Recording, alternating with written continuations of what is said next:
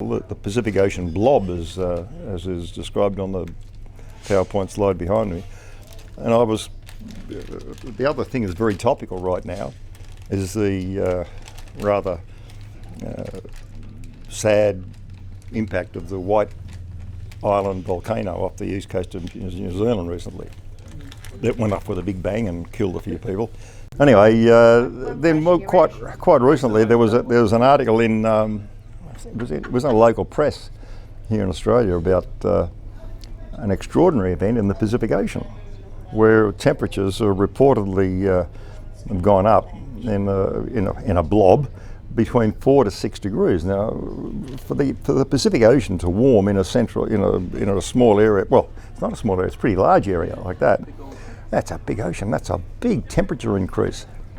I'm very pleased you came along, Wyss, before your imminent departure to Hong Kong tomorrow. So I just call it the 2019 South Pacific Blob. Okay, the next slide, enter. You've seen this slide before. The whole point of this slide is most of the changes we see in climate is due to regional change. Nothing to do with global change. Starting with the monsoons, which are the clearest. And then in different parts of the world, we have these local oscillations.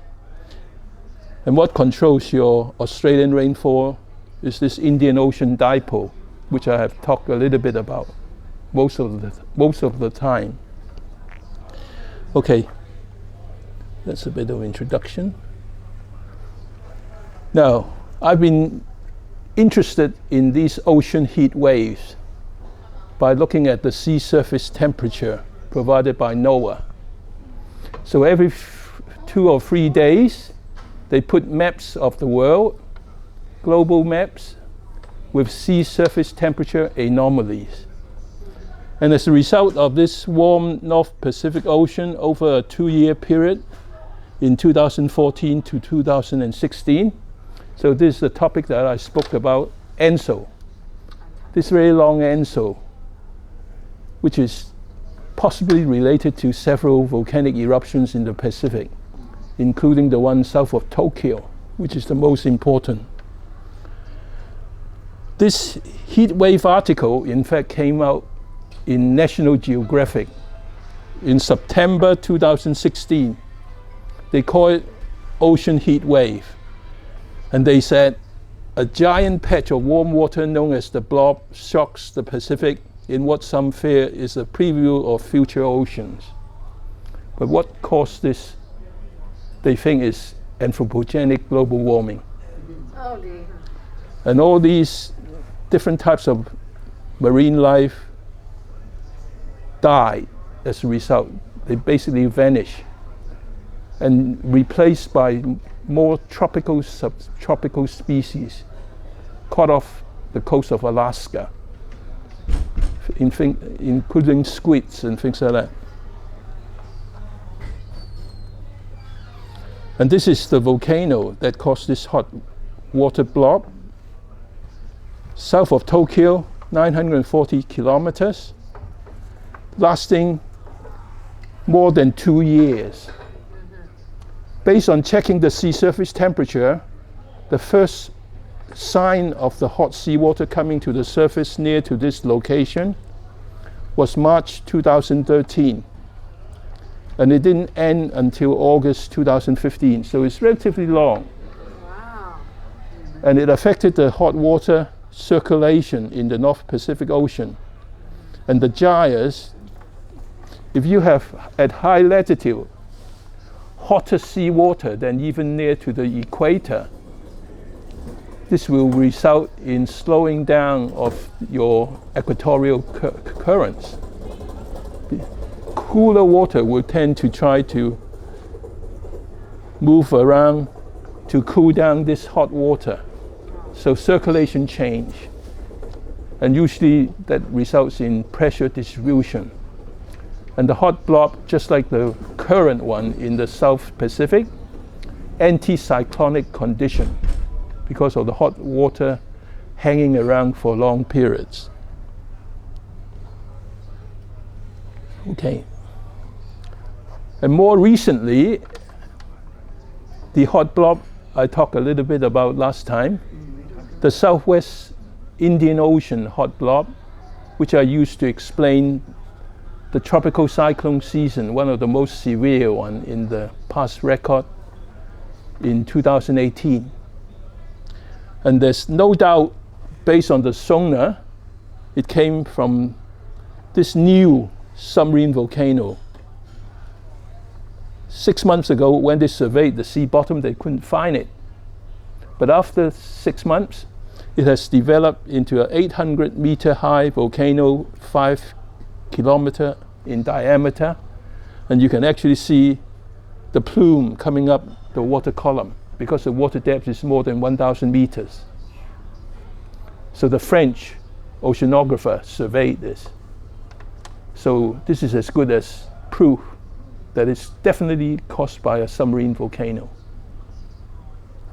So the cause of the warming, Southwest Indian Ocean blob, so you have a positive phase of the Indian Ocean dipole, and you have severe drought in this part of the world with water rationing.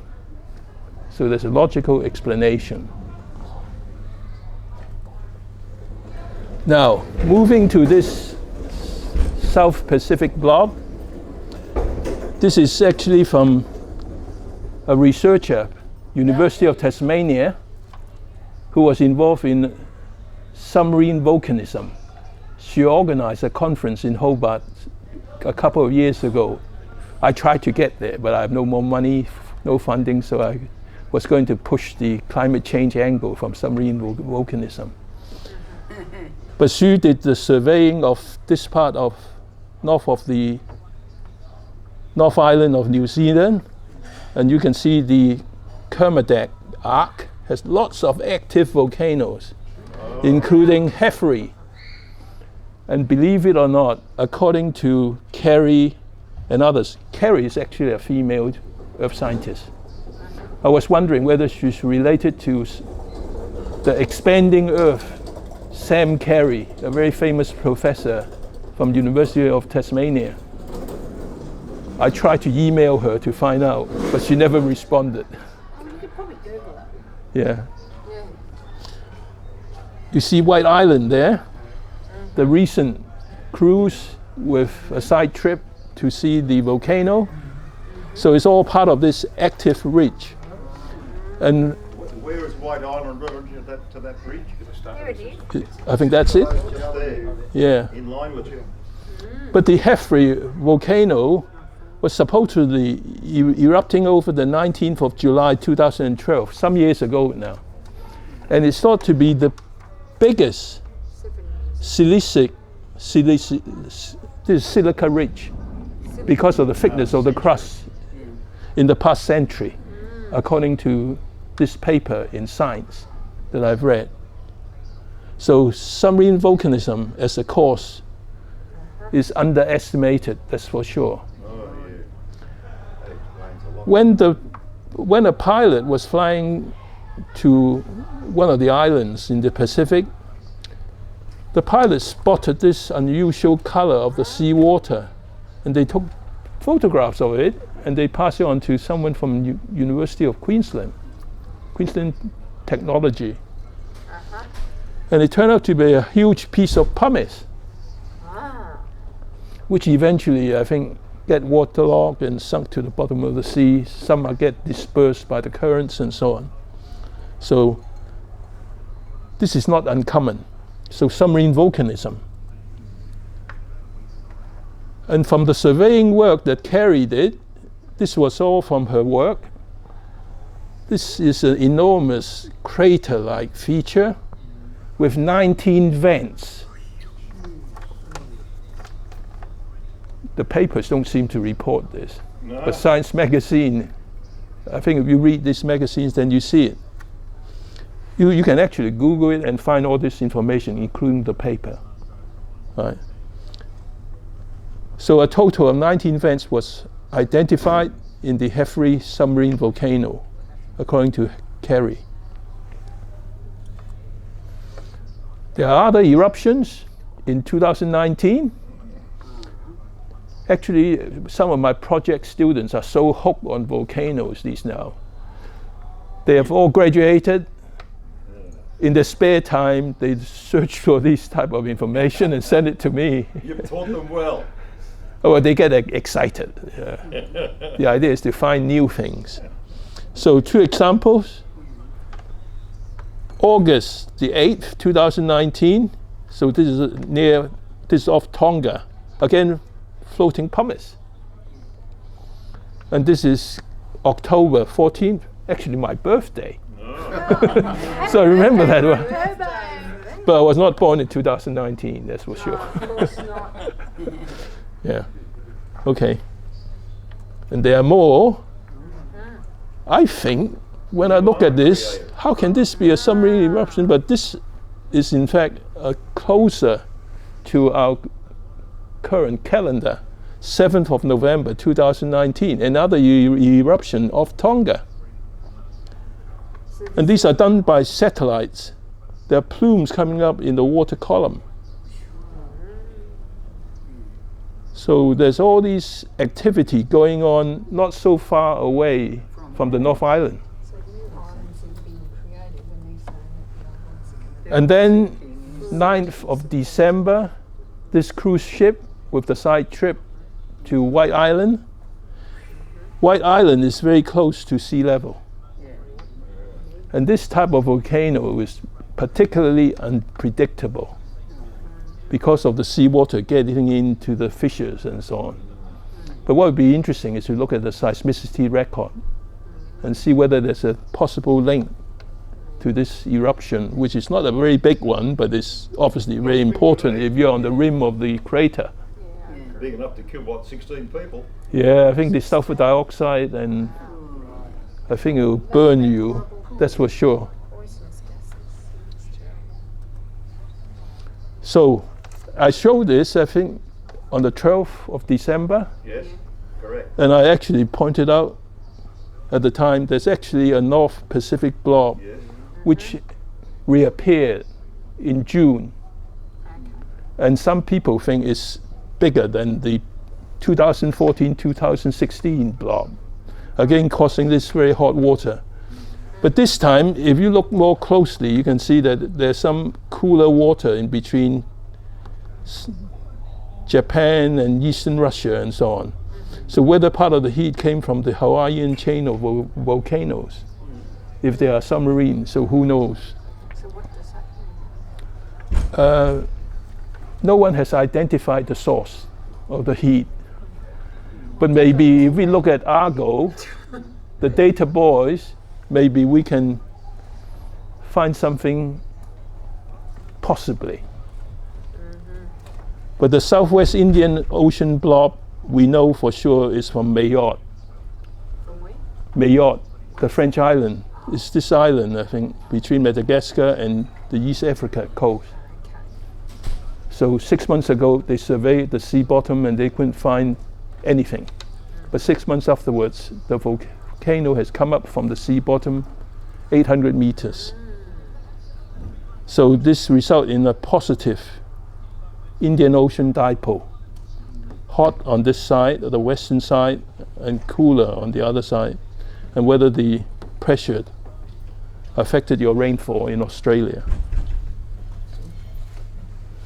Now, I tried to work out the timing of that. So previous diagram was on the 18th of November. And if we look at 3 days later, what you can see is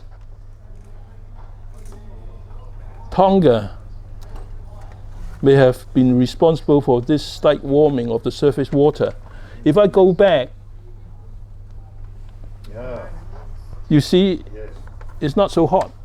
What was the time frame? Three days. Yeah, well, 3 days. 3 days. This is the 18th, Yes. and then 21st.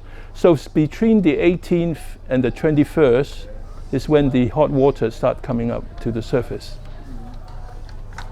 And if we, And then another yeah, 2 weeks later for the White Island. we can go on. So another 7 days has passed. Yeah. So a little bit, not very hot, getting hotter. Yes. So this is the day when the tragedy occurred on the cruise ship, the 9th. Look at And then Yeah, it's quite hot. Oh. Yeah. Phew. clearly this Bloody is hell, 10 days later. 10 days later. Yeah, look at that. And the So island, where there is a where's the multiple island? heat source It's near Auckland. to cause this enormous area the size of Texas, according to So the newspaper. Is that where the island is that you're saying? It's right there. Yeah. Oh, No, it's quite- White Island very is, close to Auckland. yeah. No, it's been it's been moving eastwards. Yeah. It's been moving. Oh, I think the prediction is that this hot water will move eastwards. okay. So similar to the North Pacific blob. I think south of Tokyo where the source of the heat came and then eventually moved because of the gyres. So another one. So this is the latest. I couldn't get anything later than this, December the 30th. That's pretty good. So hot sea water. Yeah, Yeah, that's right. okay. Inclusive, isn't it? And I found in the newspaper, Queensland grouper, seen off the coast of the North Island. They have come 3,000 kilometers because of the hot sea water. Or we just call it potato cod or something like that. So they like the hot water. Yeah, they follow the hot water, the source of the food, basically. Hot dinner. So normally you have this South Pacific gyre. So if Tonga is up there, so the hot water will tend to concentrate in this area where you have the blob. So it seems to make sense. But if this is 6 degrees centigrade above normal, South equatorial current will slow down a bit, quite drastically. And maybe you have these higher temperatures occasionally in Australia because of the That's why stability. such hot temperatures. Okay. Whoa. This is another version of the map from this climate reanalyzer. So they try to highlight this very hot water. 23rd of December. Yeah, this is 23rd of December, Happy Christmas. but it's still continuing. Okay, some statistics of this blob. It's a marine heat wave east of New Zealand, typified by high pressure, sunny sky, and light wind. The total area reached 1 square kilometers, the size of Texas. The temperature difference from normal is 6 degrees Celsius higher. The total thickness of the hot sea water, much less than the North Pacific blob, is only 50 meters. The North Pacific blob was more than 90 meters, even thicker. And according to this New Zealand professor, who's a physical geographer, at least he acknowledged it's heated by the sun through natural causes, not by global warming. So that's a good news. Your Sydney Hobart race, the winner, by the time you get up to Darwin, very calm conditions. Anticyclonic conditions may be related to this South Pacific blob. So what do we do now to follow this up? So this is going on now through the help of various people. Argo network of floats down to 2,000 meters. So we have to investigate near to New Zealand, this blob area, what are the variations of temperature and so on. And hopefully we'll come back and do another report. Just to finish off, this is a cartoon by Joss, Global Warming Policy Foundation employs him. He came to my talk on geothermal heat and climate variability, and this is the impression he had on me. So the submarine volcano, that's me. Less than we know. Yeah. the blob. So I think, The less we know about the moon. let's see, I think that's the last one. That's very good. Thank you very much. Oh, Not a long presentation. Thank you, Jim. Well said. Oh, well. Very good. We got any questions at all for Wyss? I won't. I have hope a not. question, Wyss. Okay, go ahead. Apart from yourself, with a great interest in the topic, are there any of your proteges in the science field, some of the young academics that are coming along, Yes. that are actively studying this particular science and Not- carrying on your work? Yeah.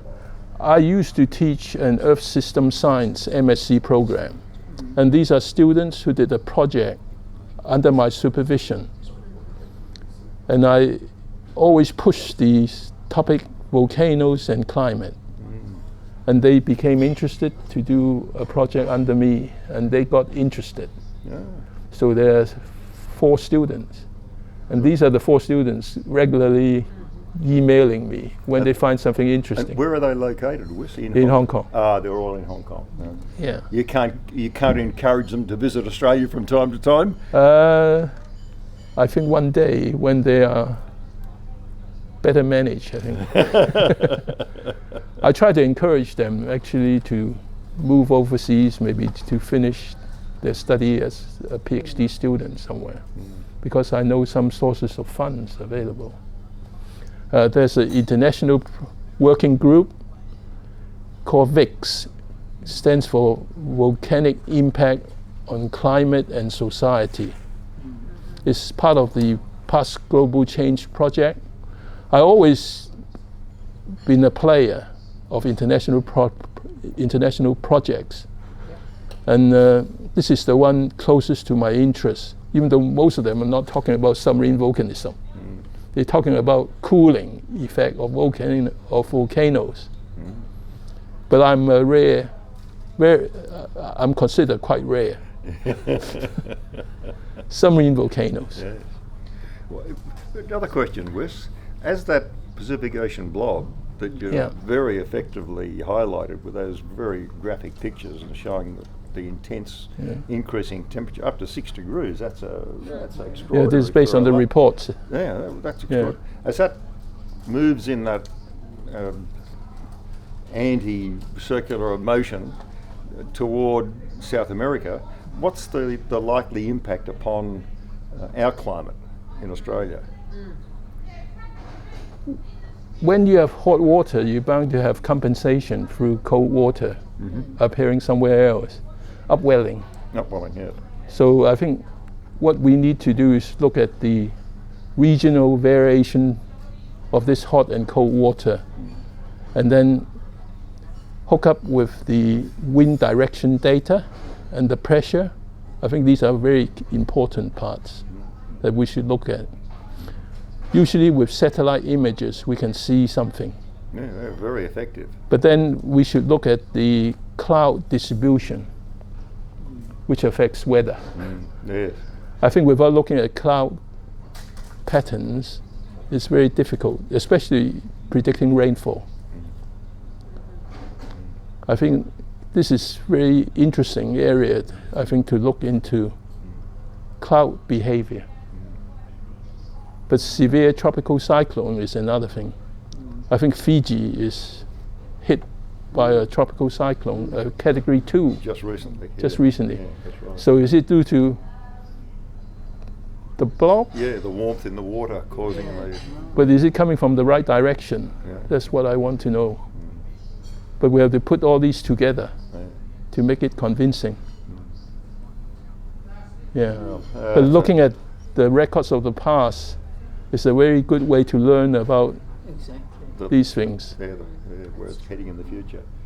All right, well, if there are no other questions for Wyss, but thanks again. It's always a pleasure to talk. Good trip back to Hong Small Kong group tomorrow. Well, thanks again, Wyss. Okay. Oh, thank you for coming.